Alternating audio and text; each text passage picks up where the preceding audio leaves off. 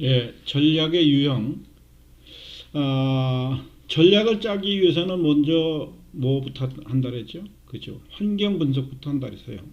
환경 분석을 해서 조직의 미션을 정하고, 그죠?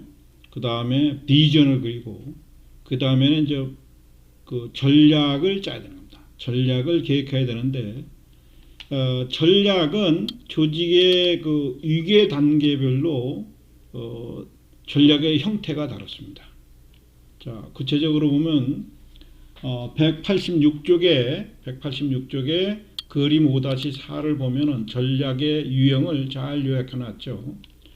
그래서 조직의 위계 단계 전사적 전략. 이거는 삼성그룹의 예를 들면 삼성그룹 전체 전략. 그 다음에 이제 사업 전략 하면은 삼성그룹에는 뭐 반도체 사업 부분이 있고 스마트폰 사업 부분이 있죠. 그 다음에 백색가전이 있죠. 또 백색가전도 또 보면은 거기에 뭐가 있어요? TV, 냉장고, 뭐 선풍기, 컴퓨터 뭐 있겠죠. 또 각 사업 전략 단위의 그 밑에서의 이제 기능적인 분야에서의 전략 이런 것이 있을 수 있겠고요. 그 다음에 이제 기업의 그 목표가 성장이냐 또는 축소냐에 따라서 전략 방법도 다르죠. 그 만약에 성장할 거다 하면은 어떠한 사업에 집중할 것이냐 이런 전략도 있을 수도 있고요. 또 다각화 이 사업 가지고는 어려우니까 또 세상이 변하고 또 미래에 여러 가지 조건이 바뀌니까 여러 가지 안정장치가 기업도 필요하죠. 그래서 이 사업 말고 어떤 사업으로 다각화할 것이냐.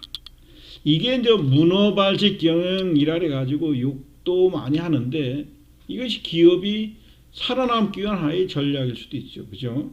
그 다음에 축소 전략, 리스트럭처링. 우리가 건물을 다시 짓듯이 회사의 모든 조직을 다시 하는 거예요. 어려운 작업이죠. 다운사이징. 말 그대로 살을 쳐내는 거예요.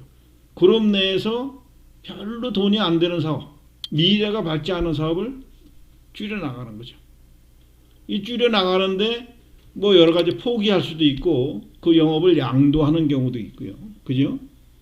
다음에 이제 요새 이제 우리 코로나19 때문에 미래가 불안하죠. 그럼 이거 어떻게 해요? 웅크리고 상황이 어떻게 흘러가나를 이렇게 조사를 해봐야 되겠죠. 현상 유지 전략 이런 것도 있습니다. 그 다음에 이제 성장 축소 전략의 뭐 일환일 수도 있는데 경쟁력을 강화해야 되겠다. 그럼 어떻게 하면 좋냐? 이것도 이제 기업이 어떻게 선택할? 전략적으로 제휴하자. 이게 서로 도와주는 기업 간에 전략하는 경우도 있고요. 심지어는 경쟁업체 간에 경쟁하는 전략 제휴하는 경우도 있어요. 또 삼성전자와 LG전자가 제휴를 해서 미국의 뭐 애플의 거대한 공격이라든가 이런 것을 좀 막아내자, 견뎌보자, 뭐 이런 것들도 있고요. 또 마케팅은 우리나라 같은 경우는 아주 잘 돼 있지만은, 그러니까 또 현장 물류에서의 전략이 아니라 판매하는 것이 아니라 이 마켓, 또 인터넷 마케팅이 우리 잘 되고 있죠. 택배 사업이 잘 되다 보니까 뭐 이런 것들도 하나의 전략적 개념에서의 사업 전략일 수가 있습니다. 자, 요 그림을 보다 이제 기업의 구조와 관련해서 그림을 그려준 것이 그림 5-5번입니다. 즉 전략 수준을 보면은 우리가 전사적 전략, 우리가 아까 삼성전자의 예를 들었었죠. 어떤 사업을 할 것이냐. 그룹 전체 차원에서의 얘기예요. 사업 전략, 우리의 주력 사업 부분에서 어떻게 경쟁할 것이냐. 이것은 아까 예를 들었듯이 반도체 사업 부분, 스마트폰, 또 TV 뭐 이런 걸로 구분이 될 수 있겠죠. 그 다음에 이제 기능적 전략, 각 부문별로 여기에 보면 이 부분에 이렇게 표시되어 있는데 각 부분별로 이렇게 마케팅, 생산 운영, 또 인적 자원, 재무 이런 조직이 각 부문별로 있을 수도 있고요. 그룹 차원에서 통합되어 있다라도 요 부분, 이 부분, 3부분 이것을 딱딱 맞는 구성원들이 있겠죠. 그래서 각 사업 전략을 어떻게 잘 지원할 것인가 하는 것으로 전략을 세우는 것을 우리가 기능적 전략이라고 한다. 자, 전사적 전략의 한 예를 보면은 전사적 전략 또는 기업 전략에 자, 기업 전체의 장기적인 방향을 설정하는 전략, 어떤 종류의 시장 또는 어떤 산업에 속하여 경쟁할 것인가, 기업 전체의 자원 배분의 지침과 방향을 결정하는 경우. 자, 요 옆에 그 아주 멋있는 트럭 있죠. 승용차 하고 있죠. 요것이 이제 볼보 브랜드를 갖고 나오는 차인데, 원래 볼보는 다 스웨덴에서 나오는 아주 좋은 차들이죠. 근데 볼보가 사실은 국내 시장에서도 많이 보지만 볼보가요, 이 승용차는 스웨덴 볼보 본사 것이 아니에요. 이미 이 승용차 부분은 중국의 지리 자동차에게 팔아버렸어요. 그러니까 브랜드하고 그 스타일 모든 것을 다 같이 팔았어요. 많은 사람들은 아직도 볼보가 중국 차라는 사실을 몰라요. 왜? 중국 애들은 기업 전략으로서 중국 차야 하면은 조금 그 소비자한테 주는 인식이 별로 안 좋죠. 그래서 브랜드와 이미지를 그대로 갖고 온 거예요. 그래서 이것을 어떻게 되겠어요? 지리에다 영업을 양도했죠. 사업부분을 양도하고 볼보는 이런 상용 트럭에만 집중해서 오히려 수익을 극대화하고 있습니다. 이런 것들이 전사적 전략 차원에서의 결정되는 것이죠. 그 다음에 이제 사업 전략. 사업 전략은 아까는 제가 이제 그 뭐 삼성전자 예를 들었지만은 우선 구체적으로 무슨 내용인가를 보면 단일 사업 단위 혹은 생산 라인을 위한 전략으로서 특정 산업이나 특정 시장 내에 경쟁하기 위한 전략적 의도를 갖고 있다. 구체적으로 제품이나 서비스 믹스, 어떤 제품들을 내보낼 것이냐 이런 얘기예요. 여러 가지 제품이 있으면 그 제품군을 어떻게 결정할 것이냐가 우리가 제품 믹스라 그래요. 시설 입지의 선정.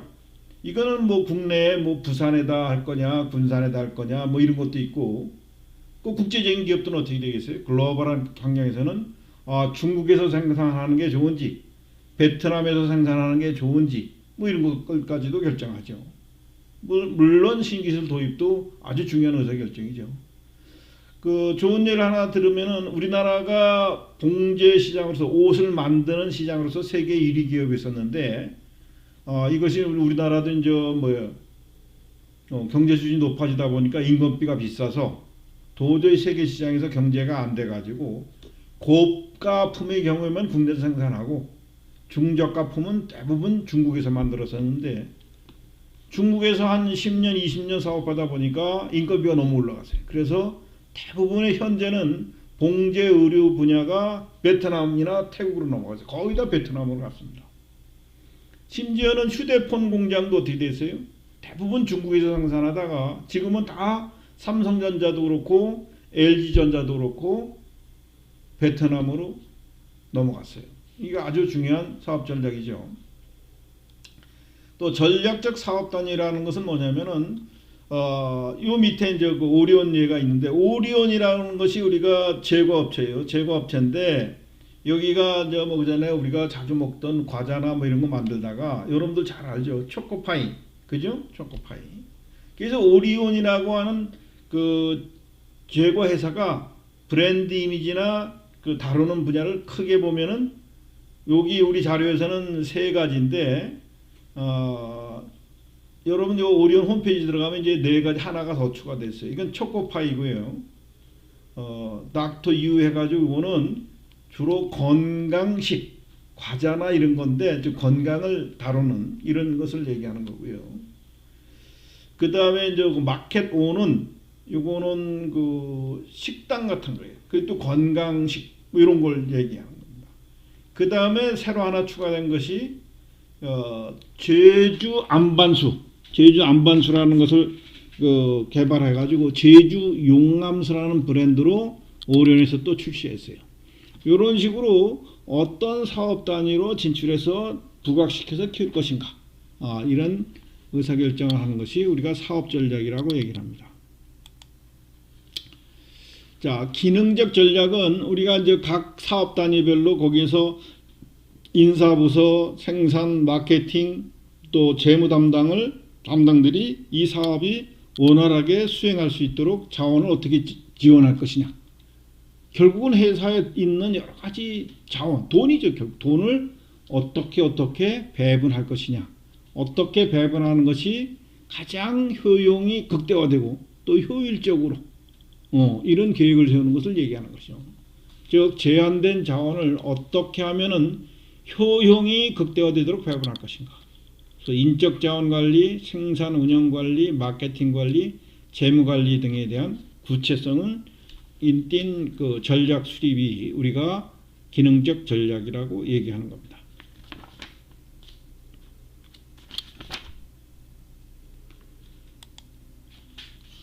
그 다음에 이제 전략의 유형 중에서 성장할 것이냐, 축소할 것이냐. 그러니까 이런 전략에는 어떤 방법들이 있는가를 살펴보겠습니다. 우리가 성장 전략, 현재의 영업활동의 범위와 크기를 키워야 되겠다. 키워되는 데는 두 가지 방법이 있습니다. 아주 돈이 될 것들 같은, 그러니까 장래성이 큰 사업에 집중하는 거예요. 즉 기존 제품 또는 시장에 집중하거나 동일 사업 영역 내에서 확장을 통해서 성장을 도모하는 것이다. 예를 들어서 이제 CJ 라이온, 이 CJ 라이온은 사실은 CJ하고 일본 회사하고 50대 50 투자했다가 지금은 CJ가 빠져나왔어요. 그 비트라고 하는 그 세제와 생활용품들을 만들어내는 회사인데 지금은 일본계 100%가 투자한 일본계 회사입니다. 코카콜라 같은 경우는 주로 음료 회사죠. 음료 회사인데 그죠? 주로 코카콜라 하면 주로 음료. 맥도널드는 주로 햄버거에 집중하고 있고. 이 GS그룹의 얘기는 뭐냐면은 원래 GS그룹이 저 앞에서도 한번 얘기했죠. 럭키 금성화학그룹인데 LG라고 해서 요거는 지금 구시 집안으로 분리가 됐고요. LG전자, GS는 GS 에너지 호남석유 있죠. 호남정유 그 휘발유 그 파는 그것을 모체로 하는 호남 GS 에너지 그룹으로 그 집중이 되어 있습니다. 물론 다른 사업들도 다각적으로 하고 있어요. 그 다음에 다각화 전략. 다각화 전략은 새로운 제품이나 시장 또는 사업 영역에 진출해서 성장을 도모하는 것인데, 관련 다각화하면 내가 하는 분야에 잘하는 분야를 여러 가지로 확대하는 것을 얘기하고요. 비관련 다각화는 이거는 내가 지금 하는 것과는 다르지만은 새로운 분야에 진출하는 거죠. 새로운 목걸이 또는 새로운 신시장을 개척하는 거죠. 그래서 사실은 최고 경영자층은 그룹의 회장님들은 이런 데 고민을 많이 합니다. 필립 모리스사 같은 경우가 이게 원래는 담배사인데 지금은 뭐 다양한 제품들을 다룹니다. IBM도 여러분들 잘 알지만은 컴퓨터 만드는 회사죠. 대형 컴퓨터들. 근데 지금은 뭐 네트워크 사업과 이런 컨설팅도 많이 하고요. 한화테크인, 이건 한화가 뭐냐면 한국화약. 원래 그 화약 폭탄 만들고 총탄 만들고 하는 회사였었는데 지금은 다양한 무기 관련 사업도 하고요. 방산업체들을 다양하게 하고 있습니다. 레고는 이게 장난감 만들던 회사인데 지금은 뭐 소비자층이 다양한 사업들을 하고 있습니다. P&G는 뭐 생리대 만들거나 종이 만드는 회사인데, GE는 원래는 전구 만들고 하는 건데 제너럴 일렉트릭이라고 해서 지금은 다양한 가전산업, TV 뭐 다 만들죠. 지금 상당히 위축됐습니다만. 레노버는 좀 많이 들어봤죠. 중국의 전자업체인데 지금의 뭐 스마트폰도 나오고 또 뭐 노트북 컴퓨터도 나오고 뭐 다양하게 진출하고 있죠. 아마존은 여러분들 뭐 원래는 인터넷 책방이 있었죠. 지금은 뭐 그 책방보다도 단 부분에 매출 부분의 비중이 훨씬 클 정도죠. 그 다음에 이제 수직적 통합화 전략. 성장하는 데 있어 수직적 통합은 뭘 얘기하냐면은 내가 그 물건을 생산하는데 공급해서 생산해서 판매하는 데까지 전 유통 과정까지 다 기여로하는 거예요. 많은 재벌 그룹들이 이런 식으로 돼 있죠. 현대자동차도 그렇고 뭐 삼성전자 뭐 이런 거 다 비슷합니다. 사실은. 또 공급자를 통한 후방 수직 통합과 수요자를 위한 전방 수직 통합이 있는데 대체적으로 이 두 가지를 다 하고 있죠. 그래서 많은 기업들은 특히 후방 수직 통합이 이루어지도록 하기 위해서 많은 노력들을 하죠. 자, 성장 축소 전략에서 지금 이 그림이 그겁니다. 생활업체인 CJ 라이온사의 세제 비트를 보여주고 있죠. 그래서 이게 국산 제품인지 알지만 CJ와 일본 라이온사가 제휴 설립했으나 지금은 100% 일본 기업이다. 여러분 잘 알죠? 그 다음에 이제 게토레이는 펩시가 원래 그 코카콜라와 경쟁하는 콜라 업체죠. 그래서 이제 사업 다각화 차원으로 게토레이를 출시해가지고 아주 대히트를 쳤습니다. 원래 이제 게토레이를 만들던 회사를 펩시가 인수한 거죠. 그 다음에 이제 요 그림은 뭔지 아시죠? 드론이에요, 드론.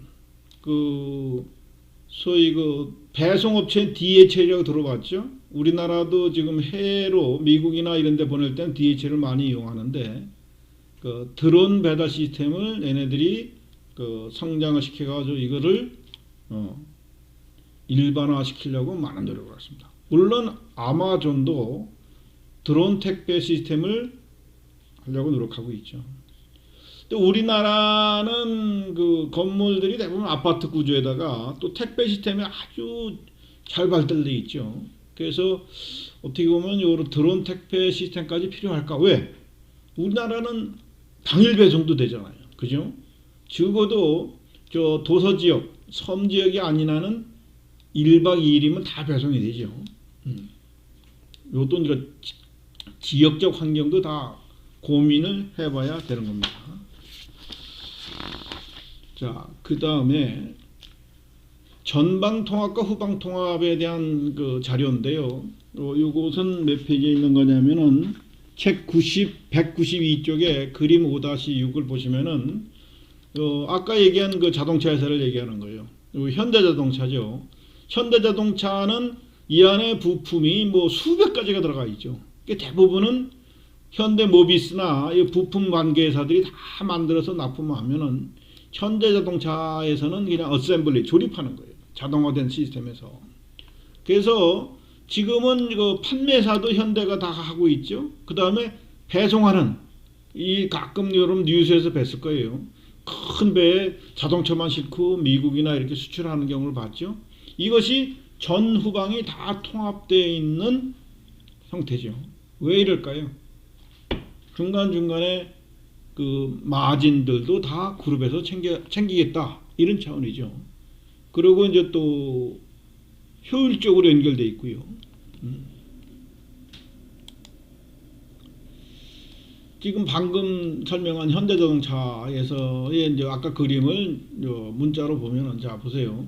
현대자동차가 현대모비스, 현대유아, 현대다이모스, 현대파워텍, 위스커, 현대메티아 뭐 이거 말고도 뭐 수십 종의 자동차 부품 회사들이 완성차한테 납품하는 거죠.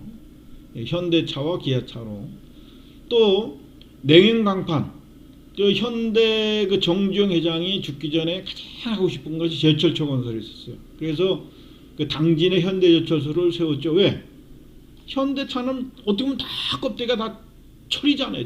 철판. 그래서 포스코에다 다 사다 쓰면 원가 부담이 있다 보니까 자기네가 직접 만들겠다. 이게 자동차가 필요한 것들을.